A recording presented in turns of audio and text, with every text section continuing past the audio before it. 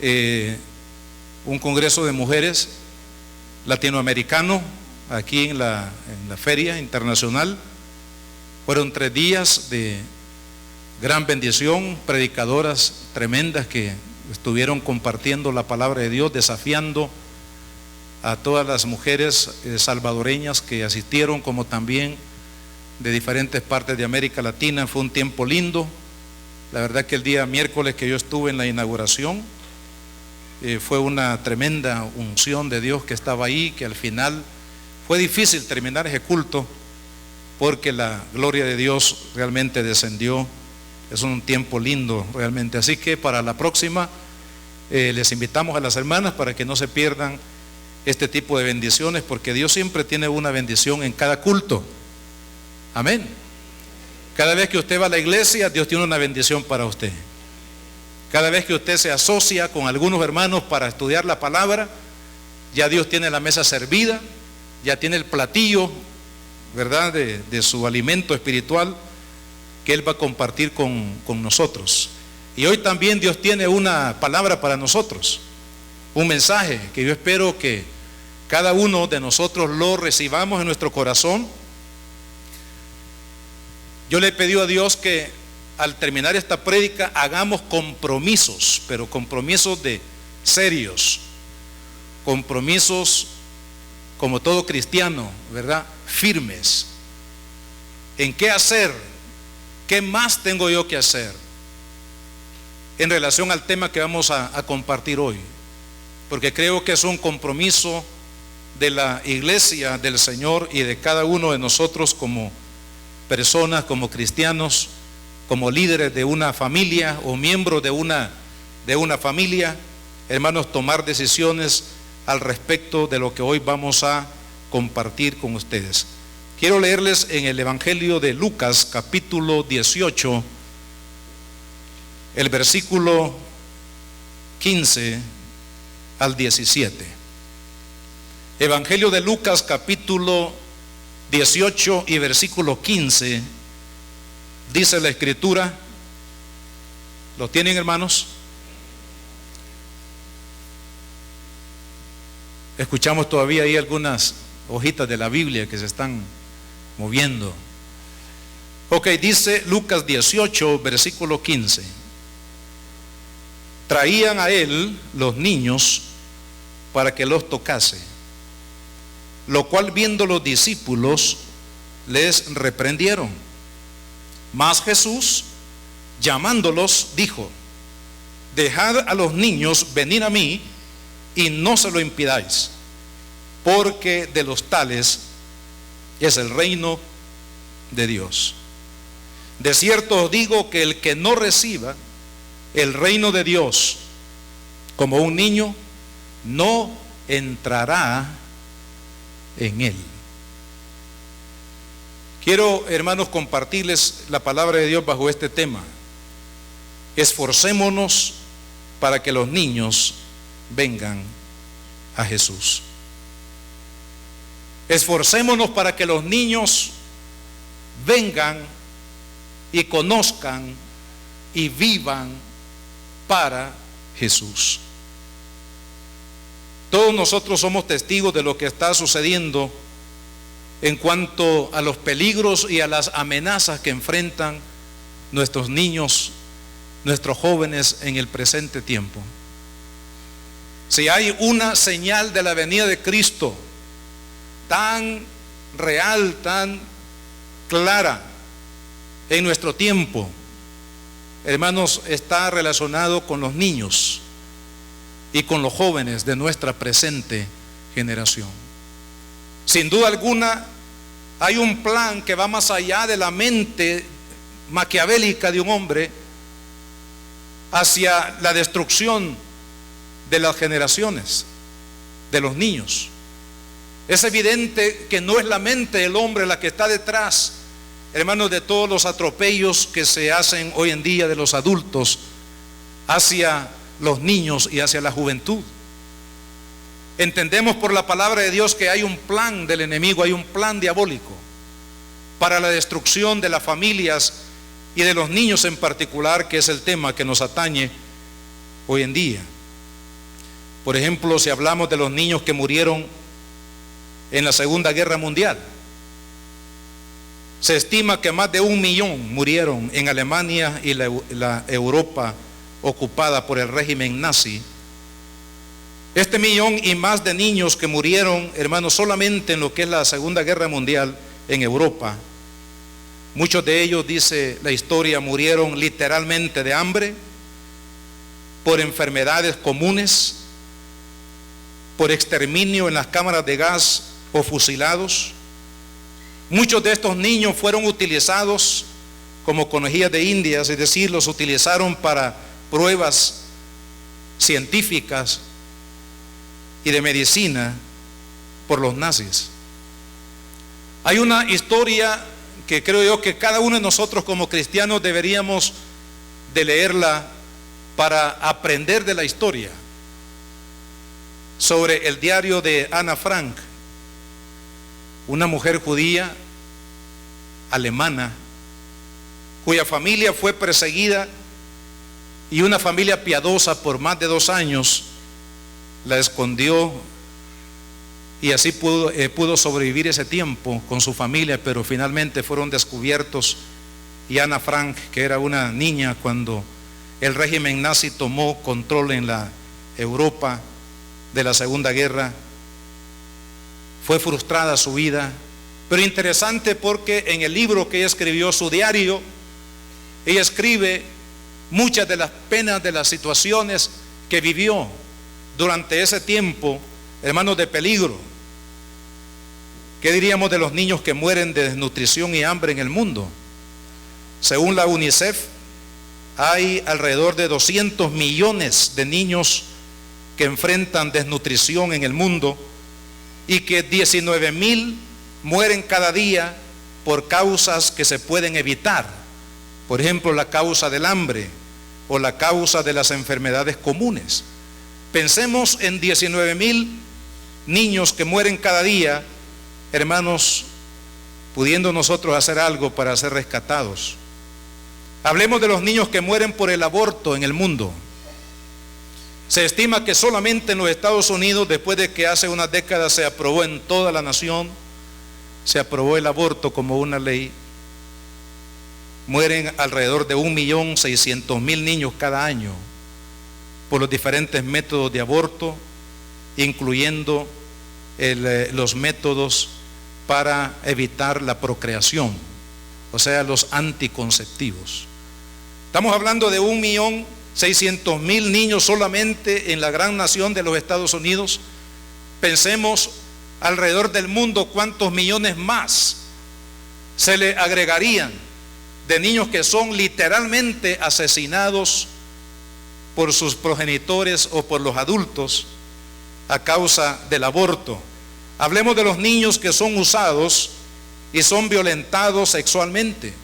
Solamente en América Latina se dice que hay 2 millones de niños que son víctimas del uso y el abuso en el área sexual. Muchos niños son prácticamente como esclavos de los adultos y son utilizados para fines lucrativos a través de la explotación sexual, solamente en América Latina. Hablemos de los niños privados de educación. La UNICEF estima que hay unos 80 millones de niños sin acceso a la escolaridad en el mundo. Es importante enseñarle a los niños a trabajar, claro que sí, debemos de hacerlo todos los padres, pero enseñar a trabajar a un niño no significa privarle de su desarrollo intelectual, privarle de la oportunidad de su preparación, de su capacitación, de estudiar para su futuro. Hablemos de los niños, hermanos, que en un tema que nos atañe muy de cerca a nosotros también, como son los niños que sufren y mueren por la migración a otros países. En el caso de El Salvador es más común la emigración hacia los Estados Unidos. Muchos salvadoreños, muchos niños. ¿Sabe que los Estados Unidos la semana pasada declaró este problema como una crisis humanitaria? una crisis humanitaria de la cantidad de niños, hermanos, que son llevados muchas veces solos al cuidado de la persona, entre comillas, que les ha prometido llevarlos y reencontrarlos con su familia en los Estados Unidos. Hermanos, muchos de estos niños mueren en el intento de llegar a las tierras del norte. Otros niños son abusados sexualmente, otros niños son violentados, otros niños son secuestrados y llevados como esclavos prácticamente a otras naciones. Estamos hablando, hermanos, que según la estimación, 52,000 menores de edad ingresaron o intentaron ingresar a los Estados Unidos solamente desde octubre del 2013 a la fecha. O sea, estamos hablando de menos de un año y ya se habla de 52,000 menores de edad, muchos de ellos solos, en busca supuestamente de su familia o en busca de un beneficio económico y todo lo que sucede, amados hermanos, en el camino. Estamos ante una situación de crisis de nuestra niñez y de la juventud en la presente generación. Pero lo que entendemos detrás de todo esto, amado hermano, es que hay un plan diabólico para destruir a la familia, para destruir a los niños. Si hay una forma como una nación puede ser destruida, y está ya comprobado, es destruyendo su descendencia. Cuando se destruye la descendencia de una nación, esa nación está destinada prácticamente a la muerte, a desaparecer tarde o temprano, porque no hay forma de cómo esa nación pueda ser renovada en los ciudadanos que la componen. Entonces Satanás está detrás, amado hermano, de todo este plan que le he mencionado para destruir, para matar a los niños, por una simple razón, o tal vez no tan simple, sino por una razón. Y la razón es que cada persona, hermanos, que nace en el mundo trae la imagen y la semejanza de Dios. Esa es la razón del por qué Satanás se ha levantado contra las personas, contra la familia y especialmente hablando contra los niños. Porque su propósito es destruir. Porque su propósito, amado hermano, es terminar con la gloria de Dios en la vida de la humanidad. Ese es el plan del enemigo y es un plan obviamente que no es nuevo. Podemos verlo en las Sagradas Escrituras, podemos recordar al menos dos sucesos que lo revelan claramente. El primero de ellos allá en el libro de Éxodo, en el capítulo 1, le doy como referencia a este pasaje de la Escritura. La nación de Israel se ha multiplicado grandemente en Egipto. Se levanta un nuevo faraón que no conoce o no conoció a José. Yo diría que quiso ignorarlo, porque es imposible que un imperio como Egipto no se tuviera memoria de todo lo que había pasado durante esos años atrás. Pero este faraón voluntariamente quiso ignorar la bendición que había sido la nación de Israel para ellos en su prosperidad y en su grandeza. Y Satanás puso en la mente del faraón el aniquilar a todos los niños. ¿Por qué los niños? Porque al matar la descendencia se destruye una generación, se destruye una nación. Faraón se levanta y escribe un edicto para matar a todos los niños. Dentro de todos esos niños estaba el gran líder Moisés, a quien su madre lo puso en una barquilla en el río Nilo, esperando que en la misericordia de Dios este niño fuera preservado su vida, y así fue. Pero fíjense, nosotros nos alegramos de que Dios haya salvado a Moisés y que Moisés haya llegado a ser un gran líder, un gran hombre. Pero cuando yo escribía y estudiaba este tema, me puse a pensar, ¿qué pasó con todos los demás niños? Gracias a Dios, porque Dios, hermano, utilizó a una mujer para sacar a ese niño del río Nilo. Pero ¿qué pasó de los miles de niños que también fueron lanzados al río u otros asesinados, hermanos, de una manera cruel? Estamos viendo la intención de Satanás en la historia, hermanos, de cómo destruir a una nación y a una generación, destruyendo a su descendencia. En el Nuevo Testamento encontramos el ejemplo de Herodes, el edicto de Herodes, cuando se vio burlado por los reyes o sabios del oriente, que vinieron guiados por la estrella sobrenatural y sobre todo por las profecías bíblicas acerca del nacimiento del Mesías en Belén de Judea. Dice la palabra que cuando se vieron burlados, Herodes estableció un edicto en el cual se pedía la muerte otra vez, la muerte de los niños menores de 2 años, que todos debían de morir, con la esperanza de que en ese grupo de niños fuera o muriera el Mesías, del cual los reyes le hablaron a Herodes. Y hay aquí una profecía de Jeremías que quiero, hermanos, que leamos, porque es muy importante este versículo de la palabra. En Mateo capítulo número 2 encontramos aquí esta profecía. En el versículo 13 dice la palabra: después que partieron ellos, he aquí un ángel del Señor apareció en sueños a José y dijo: levántate y toma el niño y su madre y huye a Egipto y permanece allá hasta que yo te diga, porque acontecerá que Herodes buscará al niño para matarlo. De la misma manera como, hermanos, la hija de Faraón fue un instrumento de Dios para rescatar de la misma muerte a Moisés, así también el Señor envió a su ángel para que guardara la vida de Jesús a través del anuncio que el ángel le hizo a José, el padre de Jesús. Y él guardó, Dios guardó a través de este mensaje la vida, hermanos, de Jesús. Preservó la vida del Señor. Pero vea lo que dice el versículo 18: voz fue oída en Ramá, grande lamentación, lloro y gemido, Raquel que llora a sus hijos y no quiso ser consolada porque perecieron. El anuncio profético hablaba del dolor de la pérdida, hermanos, de los hijos. Y eso es lo que usted y yo estamos viendo hoy en día. Y lamentablemente nos hemos acomodado a un ambiente de violencia, a un ambiente de muerte. Hermanos, que ya no hay ese lamento, ese dolor que hubo en el corazón de Raquel, representando a la nación de Israel en ese momento, hermanos, de gran dolor y de quebrantamiento de corazón por la muerte de sus hijos.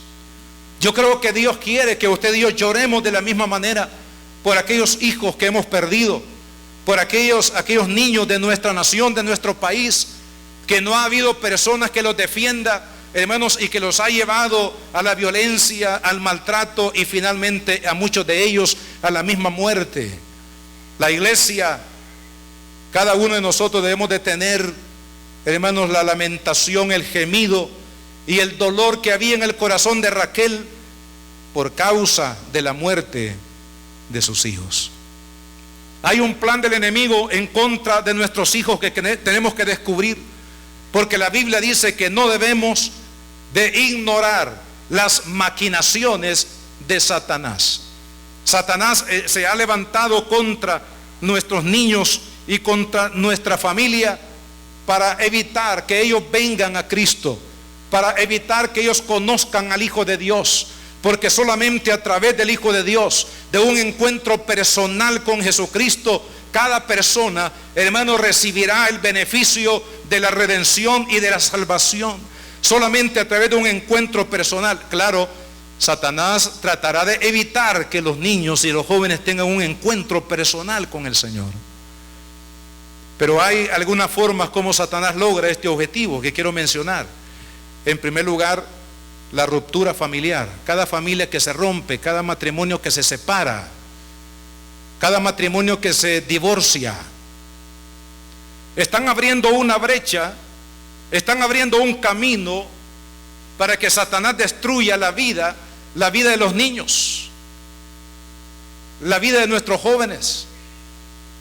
Todos los hermanos que son solteros aquí, y las solteras y aún los casados, Ya les voy a explicar por qué digo también los casados. Pero hablemos de los solteros. Por favor, piénsenlo y decídanlo bien si se van a casar. Porque según la Biblia, el matrimonio es un pacto para toda la vida. Si tú no estás dispuesto o dispuesta a permanecer con esa persona que tú eliges como tu esposa, como tu esposo o tu cónyuge, si no estás seguro, si no estás decidido a vivir con esa persona todos los días de tu vida a partir del momento del matrimonio al futuro, mejor quédate soltero o soltera. Porque el matrimonio es un pacto para toda la vida. Y ya sabemos, hermanos, que el matrimonio implica también momentos difíciles. Si eso lo sabemos desde el principio. Porque en la lectura del pacto del matrimonio dice: estaremos juntos en las buenas y en las malas, estaremos juntos en la enfermedad y en la salud, estaremos juntos en la pobreza o también en la riqueza. Es decir, ya sabemos anticipadamente que el matrimonio tiene algunos obstáculos, situaciones que enfrentar en la vida matrimonial. Entonces no hay razón para qué divorciarse, para qué separarse. Lo que sí tenemos que aprender los matrimonios todos, porque no hay ningún matrimonio perfecto, lo que sí tenemos que aprender todos los cónyuges, esposas y esposos, tenemos que aprender a perdonar. Tenemos que aprender a tolerar. Tenemos que aprender a pedir perdón. Tenemos que aprender a humillarnos. Tenemos que aprender a perdonarnos mutuamente. Tenemos que aprender a trabajar por el matrimonio. Hágalo por su felicidad. Hágalo por la honra de Dios, quien estableció el principio del matrimonio. Hágalo por sus hijos. Porque en los que menos pensamos, en el momento, hermanos, de los problemas familiares, de los problemas matrimoniales, en los que menos pensamos es en los hijos. Pero la ruptura familiar sigue siendo uno de los canales por los cuales Satanás destruye la vida de los niños e impide que los niños vengan al reino de Dios, como es el corazón o el anhelo del corazón de Dios. El segundo paso del enemigo es la violencia. Hablemos de la violencia externa, que es la que estamos mayormente los salvadoreños, estamos enfocados en la violencia de pandilla, es decir, la violencia externa, lo que está fuera de nuestros hogares, la maldad que nos rodea. Y sí, es una amenaza, es un problema contra la familia. Pero hablemos también de la violencia interna de los hogares, donde hay un padre maltratador, donde hay un padre, hermanos, que se desquita sus amarguras y su resentimiento y sus problemas de alcoholismo sobre la vida de sus hijos. ¿Cuántos hijos han crecido con la idea de que cuando yo tenga la fuerza suficiente voy a pelear contra mi papá, y algunos hasta han empezado a matarlo cuando puedan? Precisamente porque es el fruto, hermanos, de la semilla de violencia y de maltrato y de violación muchas veces dentro del hogar que los hijos han sufrido. Y eso quebranta el corazón de los hijos, pero también quebranta el corazón de Jesús, porque Él quiere que cada uno de los hijos venga y le conozca. Hablemos de la muerte prematura. Cuando leía la historia de Ana Frank, esta señorita que no tuvo la oportunidad de desarrollar los sueños, los planes, los propósitos que Dios tenía para su vida, a causa de este problema de la guerra, murió prematuramente, y fueron millones de niños, hermanos, que han muerto.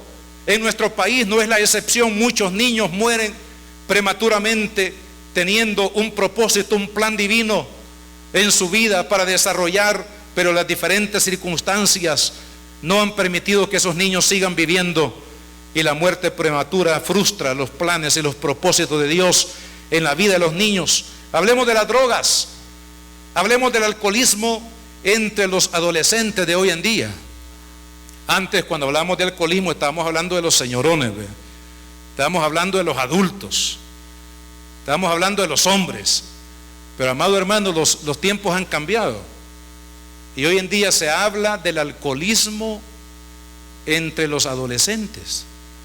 O sea que hay adolescentes que ya son esclavos del alcohol, esclavos de las drogas. Y las drogas y el alcoholismo es un camino también de muerte que Satanás ha preparado, hermanos, para la destrucción de nuestros hijos. Y lamentablemente muchos de los hijos que están atrapados en las drogas y en el alcoholismo en especial, lo aprendieron de papá. Lo vieron en sus padres, lo vieron en sus familiares. Hablemos de la inmoralidad y la violación. La inmoralidad sexual, que hoy en día, hermanos, a través de los medios de comunicación se ha vuelto tan factible, tan fácil contaminar con la inmoralidad, con la pornografía, con los actos sexuales indecentes, con la homosexualidad, con la prostitución, la contaminación del corazón de los hijos. En cuanto a la parte inmoral, las violaciones, el incesto. Muchas de las violaciones, se dice en los estudios que se han hecho, que vienen de personas cercanas a la familia, de familiares, incluso de los mismos padres. La violación es otro problema que está destruyendo la juventud, la niñez de nuestras naciones. Hablemos de la religiosidad y las ideologías. La religión parece buena, pero tiene un veneno mortal. Es decir, se basa en el hecho de enseñarle a las personas a tener una relación con Dios, pero no sabemos que Dios. El único camino de salvación, según dice la palabra de Dios, es el Señor Jesucristo. Y nosotros tenemos que esforzarnos por llevar a los niños no a una religión, no a que tengan principios religiosos, sino llevar a los niños y a los jóvenes a que tengan un encuentro personal con Jesucristo. Que ellos puedan abrir su corazón, que puedan conocer al Señor, que puedan recibir de parte de Cristo, hermanos, el regalo más grande, que es el regalo de la salvación. Así que los caminos de religión y de ideologías humanas, de filosofías humanas, amados hermanos, son caminos de muerte, de los cuales menciona la palabra de Dios. Hablemos del intelectualismo y el humanismo secular. Hay muchos padres que, se aplaude el hecho de que un padre busque el mejor colegio que pueda, de acuerdo a sus posibilidades, para que sus hijos estudien y se preparen para el futuro, para que lleguen a ser profesionales. Eso es aplaudible, el sacrificio que un padre puede hacer por ayudar en el desarrollo intelectual y social de sus hijos, pero nunca este esfuerzo debe de ir en contra del valor más importante que tienen nuestros hijos, que es el valor espiritual. La prosperidad verdadera a la cual debemos de llevar, hermanos, a nuestros hijos, es la prosperidad que tiene como fundamento el principio de fe en Jesucristo. Vea lo que dice la palabra de Dios. Estoy citando aquí la 3 de Juan, versículo 2. Dice: amado, yo quiero que tú seas prosperado en todas las cosas y que tengas salud. Dios quiere que seamos prosperados. Dios quiere que tengamos salud también.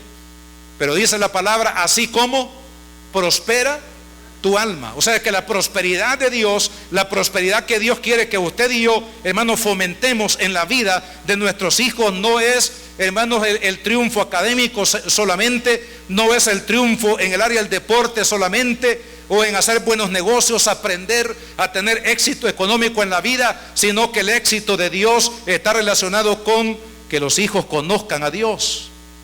Jesucristo dijo: ¿de qué sirve al hombre si ganare el mundo, pero perdiere su alma?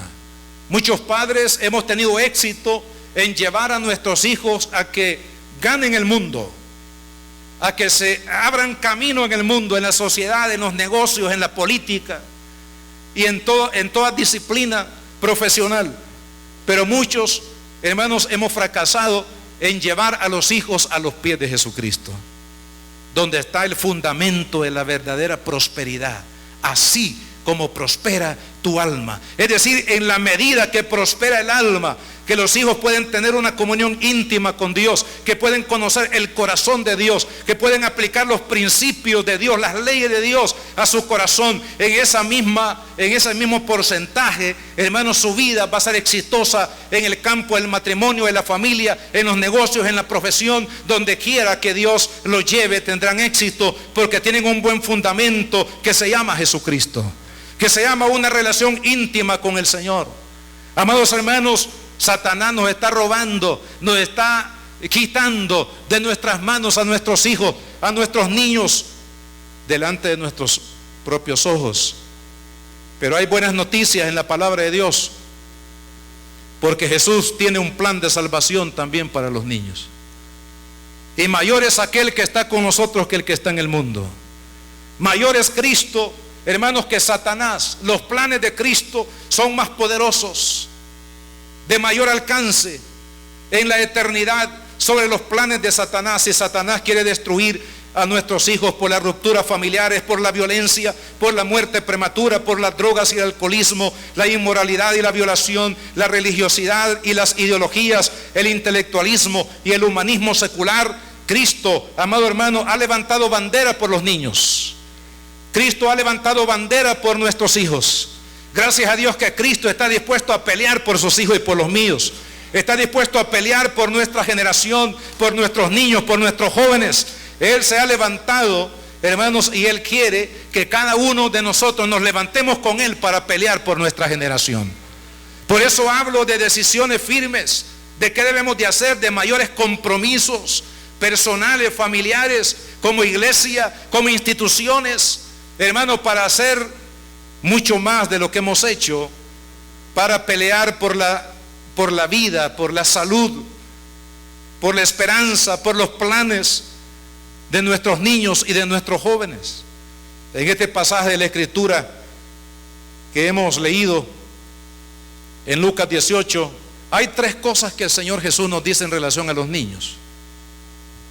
Número uno, Jesús está en contra de los que impiden la salvación de los niños.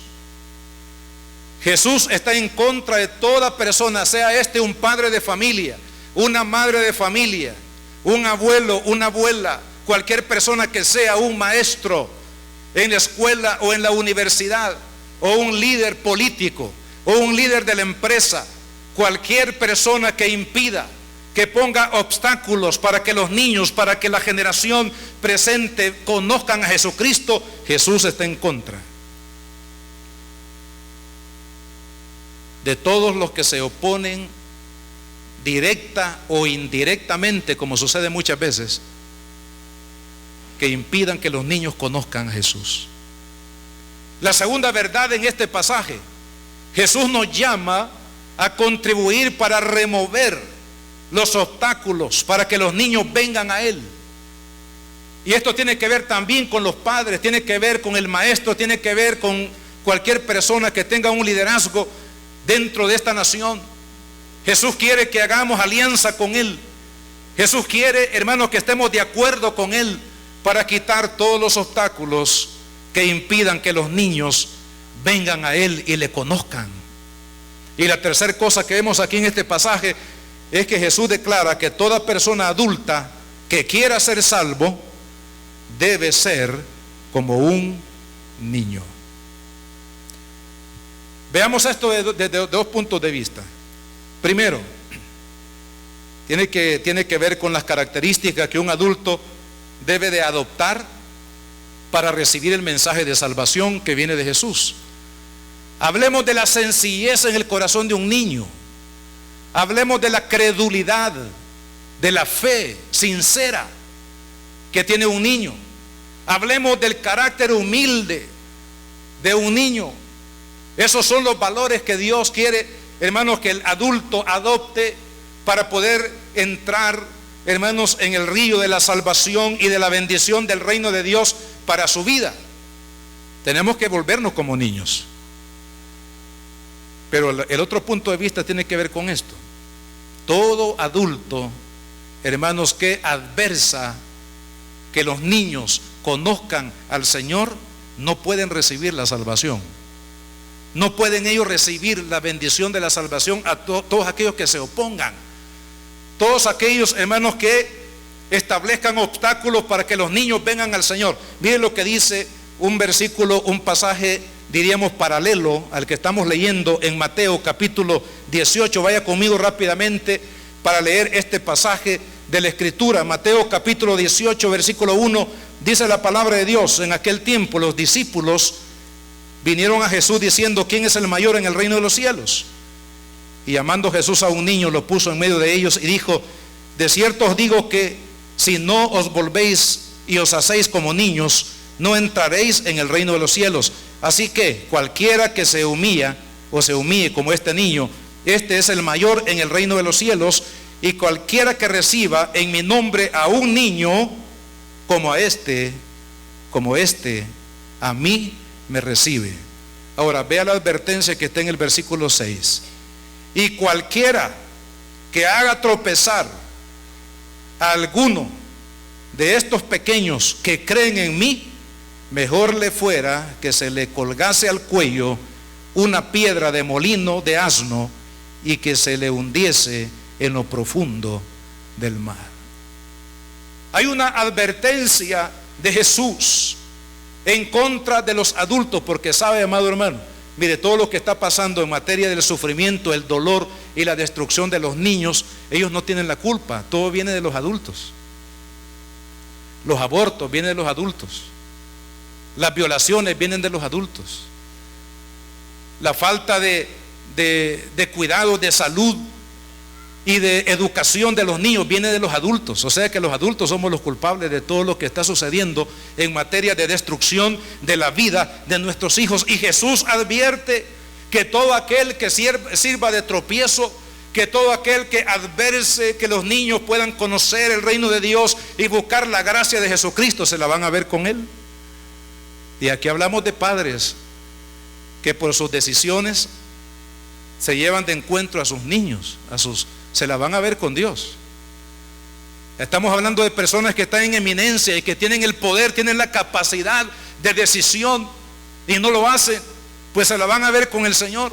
Estamos hablando de personas que tenemos un compromiso, una responsabilidad, hermano, para hacer que los niños no mueran, que los niños vengan a Jesús, que los niños tengan vida, que los niños tengan protección, tengan la bendición de un hogar. Sabe, amado hermano, que el lugar de refugio del ser humano sobre la faz de la tierra se llama familia. El lugar de refugio de sus hijos se llama hogar. El lugar de refugio para un esposo, una esposa se llama hogar, se llama familia. Ese es el lugar de refugio que Dios estableció sobre la faz de la tierra para que los seres humanos podamos disfrutar de la bendición y de la gracia de Dios. Y al igual que Adán echó a perder el huerto del Edén, el primer hogar que Dios le dio a la familia, así también nosotros estamos echando a perder el hogar. ¿Qué podemos hacer? ¿Qué acciones debemos de tomar para salvar la vida de nuestros niños y dejarlos que ellos vengan y reciban el beneficio de la gracia de Dios? En primer lugar, debemos de orar y debemos de interceder por los hijos. Job 1:5 dice que Job levantaba un altar por cada hijo, cada día, porque él pensaba de esta manera, y no estaba perdido el pensamiento de Job. Él pensaba y decía: quizás mis hijos han pecado y han blasfemado contra Dios. Y él hacía una oración intercesora para que sus hijos alcanzaran la misericordia de Dios en medio de sus pecados, en medio de sus errores, en medio de sus malas decisiones, de sus malos caminos. Él oraba para que Dios, la misericordia de Dios. Y amado hermano, en Lamentaciones el profeta Jeremías habla acerca del clamor, del llamado que Dios hace a los padres para clamar por los hijos que están en peligro. Por favor, vaya conmigo al libro de Lamentaciones. Usted ya sabe que Lamentaciones está inmediatamente después del libro del profeta Jeremías, porque fue escrito por Jeremías también. Lamentaciones 2, versículo 11 dice: mis ojos desfallecieron de lágrimas, se conmovieron mis entrañas, mi hígado se derramó por tierra a causa del quebrantamiento de la hija de mi pueblo. Y vea lo que dice: cuando desfallecía el niño y el que mamaba en la plaza de la ciudad. Ya no tengo lágrimas, dice el siervo, para llorar a los niños que veo que mueren en las plazas. Los niños de pecho que se mueren por falta de alimento, o por la enfermedad, o por la muerte de la madre. Ya no tengo lágrimas. Pero vea, en este mismo capítulo Dios nos hace un llamado. En el versículo 19 dice: levántate, iglesia Josué, levántate, da voces en la noche, al comenzar las vigilias, derrama como agua tu corazón ante la presencia del Señor, alza tus manos a Él, implorando la vida de tus pequeños que desfallecen de hambre en las entradas de todas las calles. Este es un llamado que Dios está haciendo a los padres de familia, nos está haciendo a los líderes de las congregaciones, nos está haciendo a todo el pueblo de Dios a levantarnos en clamor intercesor a favor de la vida de los niños de nuestro país que mueren, de las familias que tienen luto permanente en su corazón por el arrebatamiento de esos niños. Y en el mundo entero Dios está llamando a un pueblo para que intercedamos a favor de la salvación de los niños. La otra cosa que debemos de hacer es instruirlos en la palabra. Hermanos, la iglesia hace un trabajo de complementación. La iglesia hace un trabajo de ayuda a los padres de familia, porque los responsables primarios y directos de la educación espiritual de los hijos somos los padres, no es la iglesia. Por favor, quítese esa de su mente. Si usted tiene problema, si usted está creyendo que la iglesia tiene que enseñarle a sus hijos los principios cristianos, los principios de la palabra, la iglesia hace un trabajo de complementación.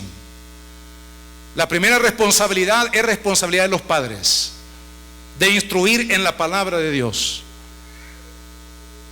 Dice Deuteronomio 6, cuando estén en la casa, cuando vayan por el camino, cuando estén en cualquier lugar, repíteles, háblales la palabra. ¿Será que los cristianos adultos hemos perdido, hermanos, la fe en la palabra de Dios? Que la palabra de Dios tiene poder para transformar, que la palabra de Dios tiene poder para hacer posible que nuestros hijos puedan vivir para Cristo y honrar a Cristo con todo su corazón. Pablo dijo: no me avergüenzo del evangelio, porque el evangelio es poder de Dios. Dice Hebreos 4:12 que la palabra es viva, es eficaz. Amado hermano, esa palabra va a traer un efecto profundo en la vida de los hijos. Si usted lo cree, si usted obedece a Dios, la palabra de Dios va a establecer, hermano, un fundamento inquebrantable que Satanás no podrá atravesar en la vida de nuestros hijos a través del poder de la palabra. Pero hay que hacerlo. Somos nosotros los llamados a hacerlo. Somos nosotros los que debemos de enseñar las escrituras a nuestros hijos. La otra cosa importante es el ejemplo, el buen ejemplo, el modelo. Le tengo buenas nuevas a los papás que están aquí, que estamos acá todos. Papá, su hijo va a ser como usted. Mamá, su hija va a ser como usted. De ahí la importancia de qué tipo de modelo, qué tipo de modelaje nosotros estamos dando a la vida de nuestros hijos. Yo les doy una clave bíblica para hacer buenos modelos, buenos ejemplos para nuestros hijos. La clave bíblica está en 1 Corintios 11:1. Pablo dice: sed imitadores de mí, así como yo lo soy de Cristo. En la medida que usted y yo imitamos a Cristo, en esa medida nos vamos a convertir en buenos modelos, en buenos ejemplos, para que nuestros hijos, hermanos, conozcan al Señor y que ninguno se pierda, sino que todos procedan al arrepentimiento y que todos, al igual que hemos estado en la tierra, podamos vivir todos en el cielo. Pero es necesario hacer un trabajo de modelaje. Hermanos, nuestros hijos aprenden de nosotros. Los principales maestros somos nosotros. Usted, amado hermano, le va a enseñar a su hijo cómo ser un padre, le va a enseñar cómo ser un esposo. Amada hermana, usted le va a enseñar a su hija cómo ser una buena esposa, cómo ser una buena madre. Usted, digo, le vamos a enseñar los principios, los valores a través de nuestro modelo. Ya no funciona aquella forma de pensar: hijos, hagan lo que yo les digo, pero no lo que yo hago. Esa filosofía, hermano, ya caducó. Nunca ha sido una filosofía positiva en materia de preparación para nuestros hijos. La otra cosa, hermanos, que debemos de hacer es traer a los hijos a la iglesia. ¿Sabe por qué les trajimos a los niños aquí de la escuela dominical? Una de las razones es porque que nos demos cuenta que la congregación de adultos que tenemos aquí no corresponde a la cantidad de niños que tenemos en la escuela dominical. ¿Qué quiere decir eso? Quiere decir de que algunos padres no traemos los niños a la iglesia. Es que papá, mire, fíjese que estoy cansado, que tengo un montón de tareas que hacer. Pues quédate ahí a hacer las tareas. O que tengo sueño. O que dicen, no, se quedaron con el papá viendo el partido. O vino el suegro o la suegra y se lo llevó. Yo soy abuelo ya, pero yo no voy a impedir por algún paseo que yo quisiera tener con mis nietos, llevarlos a la hora que ellos tienen que estar en el culto. Es decir, hay un sinfín de excusas por qué los niños no están en la iglesia. Quiero recordarle, amado hermano, lo que dice la palabra de Dios, y esto viene del labio de un hombre que estaba enamorado de Cristo. Ese es el problema, que muchos de los adultos no estamos enamorados de Cristo. Pero el salmista dijo en el Salmo 122:1: yo me alegré con los que me decían, a la casa de Jehová iremos.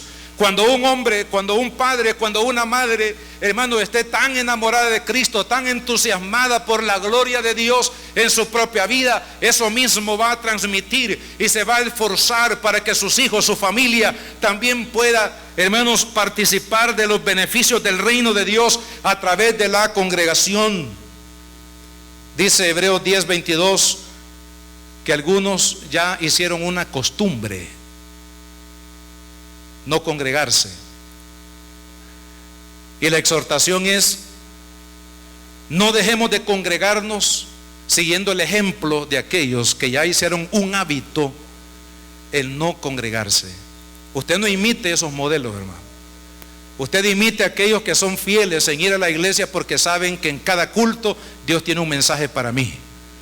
Que en cada reunión donde nos reunimos los santos, ¿dónde están los santos? Donde nos reunimos los hijos de Dios, nos reunimos el real sacerdocio celestial. Ahí la presencia de Dios está y hay bendición cuando buscamos al Señor. Así que, amado hermano, no deje a sus niños. Y si alguno no quiere venir, ¿quién es el que manda en la casa, pues? ¿Quién es el que tiene los pantalones en la casa? ¿Su hijo o el papá? Y si es la mamá la que está dirigiendo la familia, la hija o la mamá, ¿quién tiene la autoridad? La autoridad lo tiene el papá, se supone. Bueno, ese más bien no se supone, sino que es el modelo bíblico, el modelo de la palabra. Amado hermano, dice la Biblia: fuérzalos a entrar. Así de la manera como Noé forzó que su familia entrara el arca, porque era el único medio de salvación y de redención. Así también cada uno de nosotros tenemos el compromiso. Amado hermano, protejamos a nuestros hijos, dediquémoslos a Dios.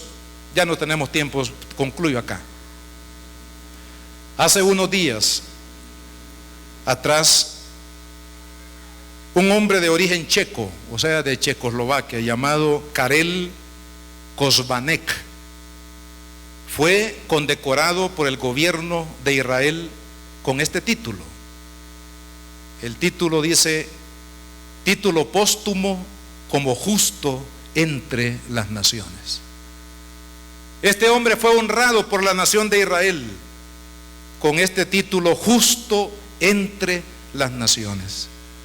Y la razón por qué fue condecorado póstumamente este hombre es porque él peleó a expensas de su propia vida por muchos judíos y mayormente por los niños que eran blanco del nazismo. Este hombre, a costa de su propia vida, escondió, alimentó, guardó, protegió a muchos niños que tenían un destino de muerte por causa de este imperio. Quiero decirle, amado hermano, que viene el día ya próximamente viene el día cuando Jesús va a condecorar a todos los papás, a todos los hombres y mujeres que hicimos, oiga bien, lo imposible para rescatar a nuestros niños y a nuestros jóvenes de la presente generación. Oremos al Señor. Padre, gracias te damos en esta mañana, Señor, por la oportunidad que nos das de compartir tu palabra. Clame ahí por sus hijos. Si hay hijos que ya se escaparon de nuestras manos, que han sido atrapados por alguna situación de destrucción, hoy es tiempo de clamar por los hijos. Es tiempo de clamar por nuestros jóvenes. Dígale: Padre, salva a mis hijos, guárdalos. Guarda mi descendencia de los ataques del enemigo.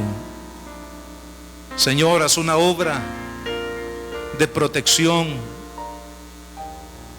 Señor, consuela a todas las madres que han perdido.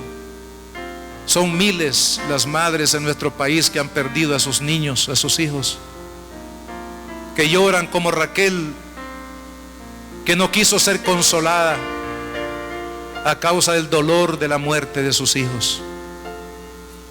Hay muchas madres que tienen a sus hijos, adolescentes, jóvenes, en las prisiones de nuestro país, porque fueron engañados por las ideologías de Satanás. Ten misericordia, Padre. Oh Señor, guarda nuestra familia, guarda a nuestros hijos. Señor, ayúdanos a tomar las decisiones pertinentes para hacer algo por rescatar a nuestra niñez, a nuestra juventud, que delante de nuestros ojos está siendo quebrantada por Satanás. Señor, levanta hombres y mujeres valientes. Levanta esta iglesia como un baluarte para defender, para rescatar el alma, la vida de los niños de este país, Señor, para que quitemos todos los obstáculos, Señor, que impidan que los niños vengan a ti y te conozcan como el único Señor. Siga orando, hermano. Vamos a pedir a mis hermanos diáconos que vengan, que nos ayudan en el reparto de la cena del Señor, que vengan, y mientras usted recibe los elementos, usted siga orando. Ore por su familia, ahí donde está. Pídale a Dios, a los padres aquí que están bajo amenaza de separación o de divorcio. Les hago un llamado: amado hermano, amada hermana, el matrimonio también implica momentos de conflicto, momentos de necesidad, momentos de falta de entendimiento, momentos de crisis. Pero por favor, no tome la decisión de separarse como una respuesta a la necesidad de su familia. No podemos adversar el principio de Dios. Pídale al Señor que le dé un corazón perdonador. Pídale a Dios que sane toda herida de su corazón. Amada hermana, esposa, que ha sido herida por la conducta, palabras, actitudes de su esposo, dígale al Señor: Señor, sé tú mi bálsamo. Sé tú, Señor, mi ayuda, Padre, para no quebrantar mi pacto, para no quebrantar la vida de mis hijos. Señor, ayuda, Padre, a todo matrimonio en conflicto, todo matrimonio, Señor, en necesidad.